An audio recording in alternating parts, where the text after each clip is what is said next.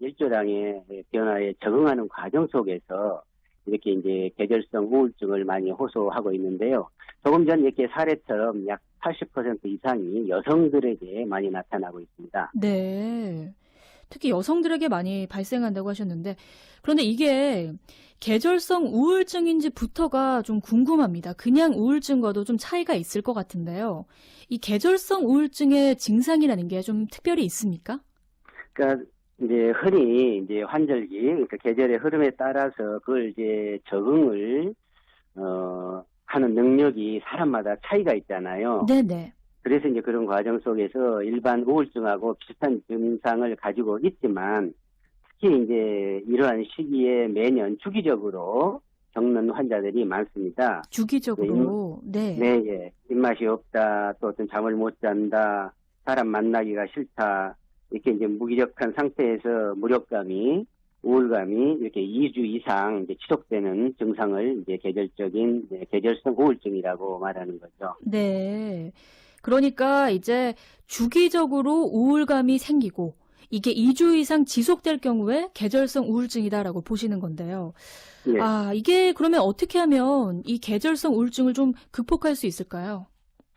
그러니까 이제 식물들도 이제 어떤 이 기온의 변화, 또 어떤 일조량의 변화에 민감하게 반응하는 것처럼 사람들도 어떤 이제 자기 건강성을 가지고 있으신 분들은 그런 적응력이 강한데 네. 평상시에 어떤 자기 마음의 관리를 소홀히 하고 특히 어떤 이제 가까운 가족 관계 속에서 그런 어떤 불안감 또 어떤 갈등 상황이 지속될 때 또 최선을 다하고 있는데도 그런 어떤 보상이 부적절하고 느껴질 때 네. 이런 우울증에 어떤 호소하는 사례자들이 많거든요. 그렇군요. 네. 그래서 이제 이러한 사례들은 먼저 어떤 이제 자기 마음을 돌아보고 어떤 자기 건강성을 챙기는 것이 중요하다고 생각을 합니다. 네. 그리고 이제 가까운 가족들은 좀 더 세심한 배려를 가지고 지지자로서 대화를 도와주는 것이 중요하고요. 네. 그리고 이런 이제 세상의 변화처럼 이제 사람도 변할 수밖에 없다라는 그런 것들을 긍정적으로 받아들이는 태도 자세가 중요하죠. 그런 것들. 그런데 이 자기 마음을 돌아보고 가족들의 지지를 받고 이렇게 한다고 해서 쉽게 극복이 됩니까, 선생님? 그러니까 쉽지가 않죠. 네. 왜냐하면 이제 우울감과 우울증은 다르거든요. 네. 오늘처럼 이제 산불이 발생하고 이랬을 때 정말 멍한 상태에서 저도 이제 인간의 한 사람으로서 어떻게 해결하지 못하는 무력감 상태에 이런 것들이 이제 우울감을 느낄 수밖에 없는 거거든요. 그렇죠. 많은 공부들이 오늘 같은 날은 우울감을 느끼고 있을 것이라고 생각을 합니다. 그런데 이런 우울감이나 무력감이 2주 이상 또 지속적으로 반복이 되는 것은 이것은 어떤 이제 뇌의 어떤 신경 전달 물질인 어떤 호르몬의 어떤 불균형 상태가 이게 유지가 되는 거기 때문에 네. 정신과 치료나 또 어떤 상담 치료를 통해서 도움을 받는 것이 중요하다고 생각을 합니다. 흔히 말하는 뭐 여자들은 봄을 타고 뭐 남자들은 가을을 탄다 이런 이야기들 좀 하시잖아요. 네, 그런 말 많이 듣죠. 네, 이런 계절을 타는 것들이 좀 지속되면 계절성 우울증으로 보면 되는 건가요? 네, 그렇죠. 그러니까 이 사례 여성처럼 남들은 꽃구경이다 뭐다 신이 났는데 식욕도 없고 기분이 가라앉을 때가 많다, 봄 탄다 이렇게 호소를 했잖아요. 그렇죠. 그러니까 이렇게 이제 화창한 봄날, 그러니까 극과 극은 통한다. 끝과 시작은 한 점에서 연결된다라는 말이 있는 것처럼 네. 대다수의 사람들이 이렇게 즐겁고 신나는 어떤 기대감, 희망에 부풀러 있을 때 이렇게 이제 무기력 상태나 무력감이 반복적으로 지속이 되면 네. 꼭 전문가의 도움을 받아서 극복을 하는 것이 중요하다고 생각을 합니다. 맞습니다.